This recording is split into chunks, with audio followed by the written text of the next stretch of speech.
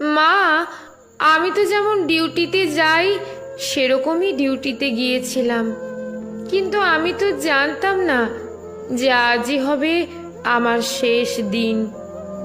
আমি তো আমার জুনিয়রদের সাথে একসাথে কত গল্প করতে করতে রাতের খাবার খেয়েছিলাম। জানো তো মা, অনলাইন থেকে অর্ডার করে আনিয়েছিলাম আমার প্রিয় খাবারটা, ওটাই আজ খেয়েছিলাম।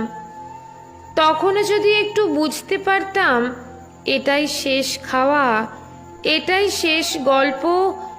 ডিউটির বাঁধনে আমি যখন ক্লান্ত হয়ে গেলাম মা, আমার চোখ দুটো ঘুমে বন্ধ হয়ে যাচ্ছিল। একটু শরীরের ক্লান্তি মেটাতে গেলাম, তখনও যদি বুঝতাম মা সারা জীবনের মতো বিশ্রামে চলে যাব, তখন ভোর রাতে আমি ওয়ার্ডে